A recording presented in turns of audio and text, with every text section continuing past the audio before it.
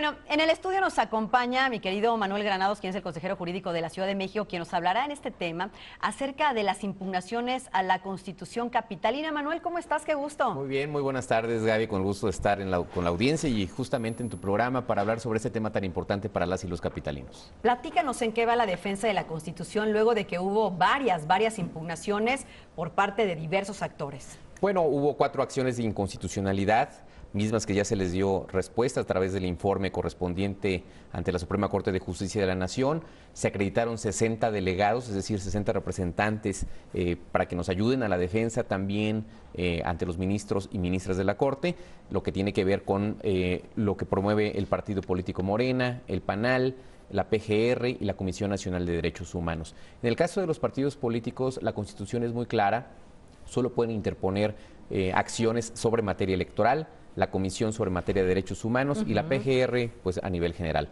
De estos temas se ha dado puntual respuesta diciendo, en el caso específico de los partidos políticos, que se excedieron en sus atribuciones, señalando cosas que no tienen permiso de acuerdo a la Constitución de hacer. Yo tengo una duda, Manuel, porque sé que cuando estuvo la Asamblea Constituyente diseñando, escribiendo esta Constitución que era fundamental para la Ciudad de México, había una especie de observadores por parte de las mismas instituciones antes citadas por ti, que luego hicieron estos recursos de inconstitucionalidad.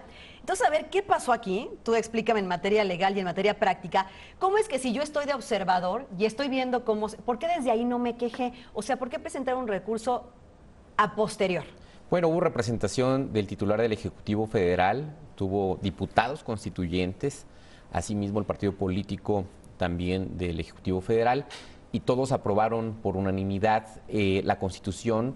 71 artículos que contiene, uno a uno fueron aprobados, discutidos, analizados, y no hubo este tipo de situaciones de inconformidad, lo que se genera, pues también temas muy importantes de legitimidad, porque tenía que haber sido aprobado por 2/3 partes. Manuel Granados, consejero jurídico de la Ciudad de México, aquí en el estudio platicábamos de esas acciones de inconstitucionalidad presentadas contra la Constitución de la Ciudad de México, la primera, pero también hay controversias constitucionales. ¿Cuál es la diferencia, Manuel, entre unas y otras? Bueno, en primer término, las acciones de inconstitucionalidad versan sobre posibles contradicciones o falta de competencia que pudiera haber entre una ley local y la Constitución Federal, que se contraponga a las disposiciones federales.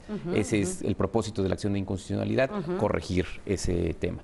Y las controversias constitucionales tienen que ver por el ámbito de atribuciones que tiene un ente público y otro. Si esta materia le corresponde al Congreso Federal o al Congreso local, por ejemplo, legislar. Entonces, una versa sobre materia de competencias entre entes públicos y la otra sobre no rebasar lo dispuesto por la Constitución Federal. Ahora yo te preguntaría, ¿qué sigue una vez que ustedes han atendido ambas acciones? Bueno, pues esperar ahora estas reuniones que tendremos ya con los señores y señoras ministros de la Corte.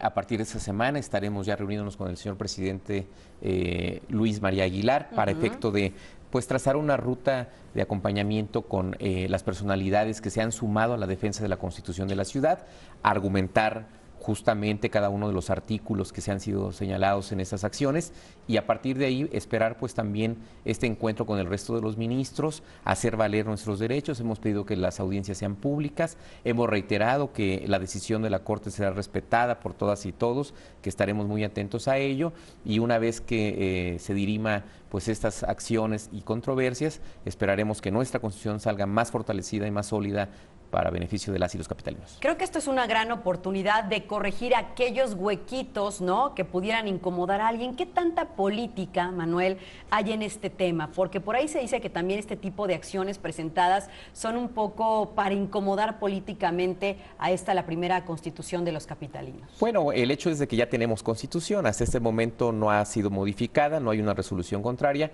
Sin embargo, pues como advertíamos al principio, hubo representación de todos los partidos políticos, de todos los sectores, del Senado de la República, de la Cámara de Diputados. Y ahí era el momento oportuno para poder hacer los ajustes, discutirlos y bueno, pues también aprobarlos en su caso.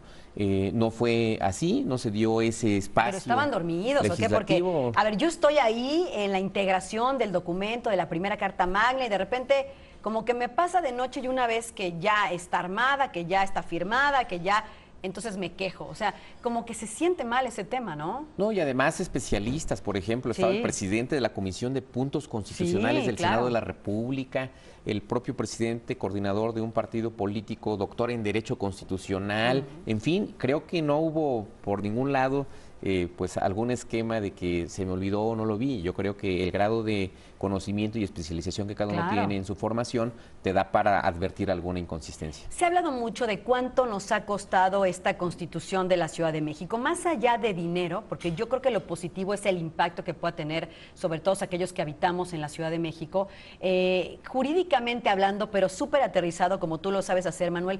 ¿Por qué es tan importante esta Constitución para los capitalinos? Primero, porque hacemos visibles los derechos que ya teníamos logrados. Por ejemplo, la accesibilidad a un sistema de educación. Tenemos un sistema de educación local con Prepasí, con la Universidad de la Ciudad de México. Ese es un sistema que no rebasamos lo que establece la Constitución Federal.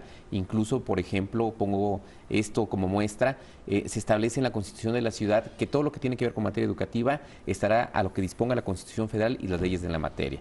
Lo que tiene que ver, por ejemplo, con una ciudad del conocimiento. Hoy en todos los parques públicos de la ciudad hay internet gratuito. Internet móvil, sí. Entonces, eso, bueno, pues ya lo tenemos como derecho en la ciudad. Lo que hicimos fue hacerlo visible. Y cosas de este tipo que la ciudad ha venido logrando, conquistando, por ejemplo, la no privatización de los servicios de agua o de los servicios públicos, que eso para nosotros es muy importante.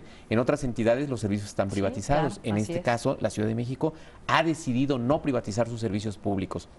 Y como ello, bueno, pues también el reconocimiento a la diversidad, a los derechos sexuales y reproductivos y el combate directo a la corrupción con temas tan importantes como es la Ley 3 de 3, que todos estemos obligados a la presentación de ello, lo que tiene que ver con el plebiscito, referéndum y algo que es muy importante, la revocación del mandato.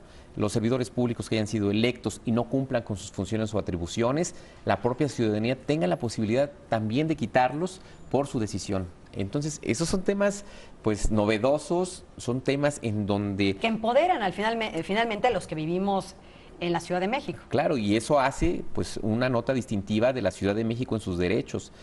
La Corte ha dicho que todos los derechos deben de ampliarse, lo que se llama progresividad, nunca disminuirlos. Y en este caso hemos ampliado los derechos, pero también hemos reconocido los que ya teníamos. Y eso es, bueno, ahora tema de controversia.